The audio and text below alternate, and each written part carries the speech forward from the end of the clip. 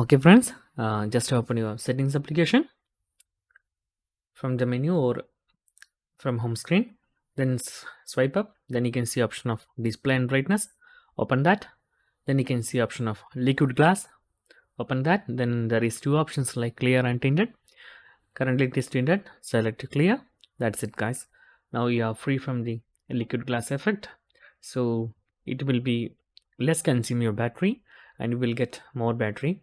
And actually you are avoiding completely iPhone iOS special feature liquid glass.